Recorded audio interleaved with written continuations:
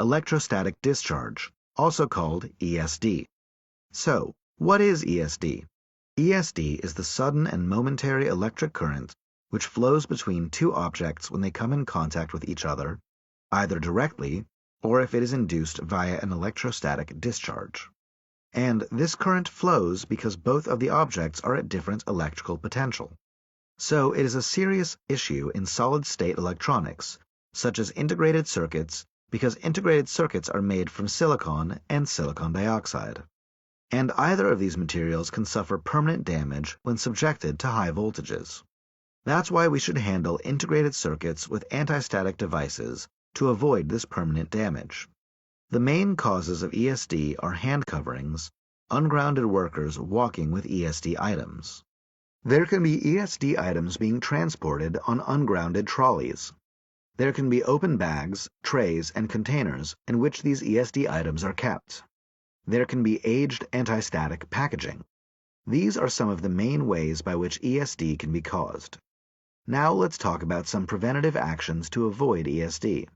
So the first one is the ESD protected floor. So the equipment which comes into contact with an ESD sensitive surface must be grounded. If possible, they should be made of an electrostatic dissipative material. Examples of this equipment are trolleys and the work surfaces on which these ESD sensitive components are kept. Then the people who handle these ESD sensitive components must wear a wrist strap, an anti-static wrist strap, and ESD footwear.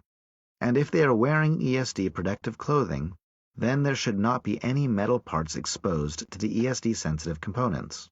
Now, how should we handle these ESD sensitive materials? If there is any charge generating packaging material, it should never be kept in the work area. Components should not be taken out from the box until they are ready to be used, and when the parts are taken outside the protected area, they must be transported in protective packaging. And while handling the plug-in unit, they should be handled either from the front or from the side of the panel. The solder joints and pins at the bottom of the plug-in unit should never be touched.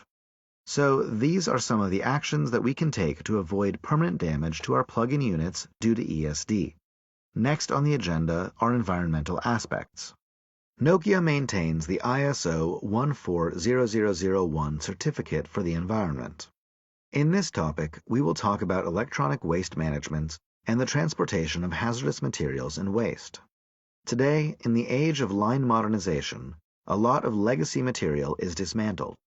So, Nokia has a responsibility to dispose of this material in the most environmentally friendly manner. Also, Nokia has some guidelines that should be followed while transporting the hazardous material from one place to another in a more secure and environmentally friendly way. Electronic waste management can be handled in three ways: reuse, recycle, and resell. In case of reuse, we can refurbish the obsolete material into useful modules. Recycling or disposal of the obsolete network elements can be done in an environmentally friendly way. We can also resell pre-owned redundant telecom equipment.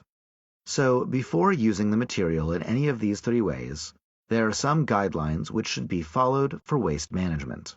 Prior to handling a disposal, if possible, we should characterize all the waste prior to generation. We should provide the proper training and information on handling procedures to the people who handle this waste. We should manage and reduce waste generation by applying pollution prevention and waste minimization rules. And this should be followed at both process and facility levels. We should only use HSSE-approved hazardous and electronic waste management facilities. And if Nokia requests a subcontractor, he should be able to provide Nokia with documentation of waste management. So these are some guidelines that we should follow while handling electronic waste. Now let's look at some guidelines to follow for the transportation of hazardous materials and waste. The transporter who is transporting this material must be registered or licensed by local authorities. The packaging in which these hazardous materials are transported must be designed and constructed accordingly so that there is no release of the hazardous materials to the environment. People who are handling these hazardous materials should be properly informed. People coming directly in contact with the hazardous materials, like the person who loads and uploads or transports these materials.